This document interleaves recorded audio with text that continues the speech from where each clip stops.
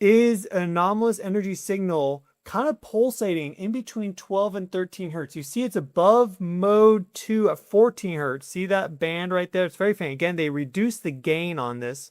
They adjust the gain every now and then depending on the season for this observatory. But we see this signal weaving between 12 and 13 hertz. Well, we are right now in the midst of a giant radio flare from Cygnus X-3, a micro-quasar located in the constellation of Cygnus within our galaxy. It's one of the most powerful X-ray and gamma ray sources in our galaxy. So it's definitely one to pay attention to. And because it's located in the constellation of Cygnus, it's always beaming energy down on the northern hemisphere. So we see this being reflected somehow in the Schumann resonances, that 0 to 40 hertz range, whereas a giant radio flare will be picked up in the gigahertz frequency range.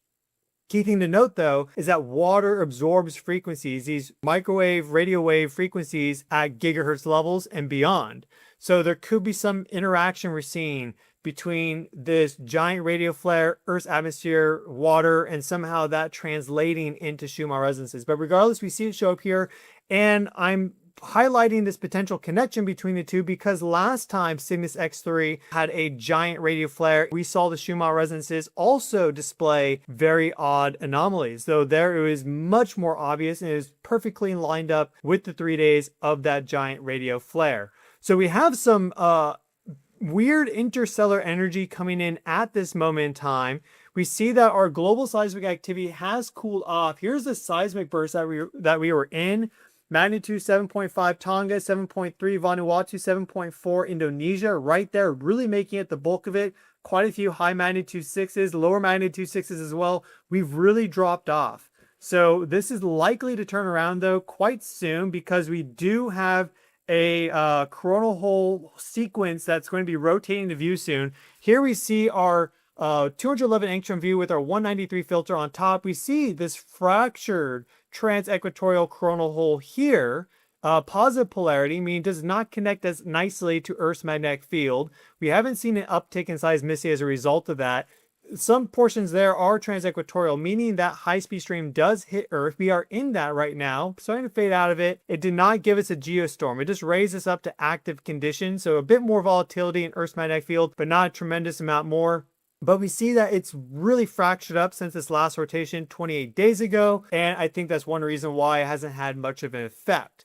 Though in general, I'd say the next 24, 48 hours, maybe there's a slightly higher likelihood of some sort of earthquake occurring that's notable because that is there. We are in that high-speed stream, etc. But you can see rotating into view the big coronal holes that will follow. We saw them last rotation. They were very large, and that's exactly when we had that global seismic burst. So we could very well enter into another one in about 7 to 10 days because, again, we see this right here.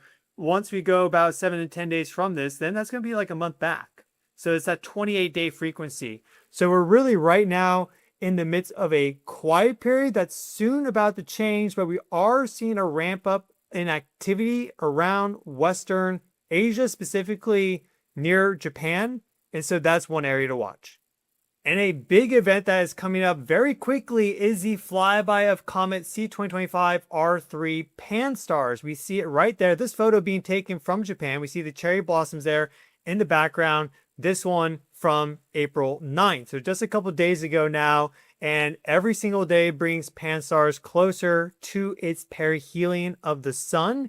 It'll be cutting right in front of the sun and the earth on the 26th of April. Let's give that a look because this is a pretty significant flyby. We don't get these sort of flybys every single day with big comets. As you saw, Pan-STARRS clearly there, a notable comet. So it's coming in from above the ecliptic plane.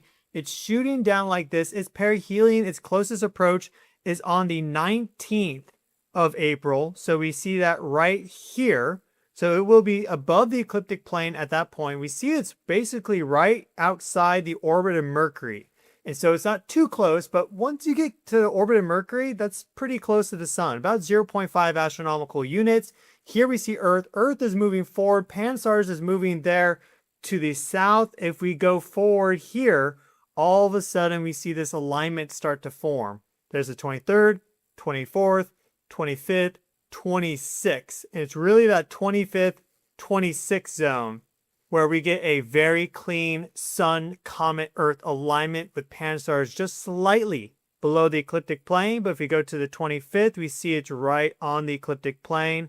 And so that's looking like a very, very precise geometric alignment coming just a few days after we have a whole bunch of planetary geometry in the solar system. I mean, you can see it right here very clearly. Saturn, Mars, Mercury, there's pan-stars. But if you go back to the 20th, you'll see that it was Earth there instead.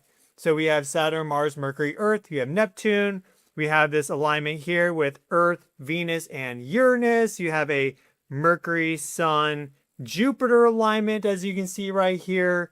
You have a Venus, Saturn, Neptune alignment, as you can see right here. This will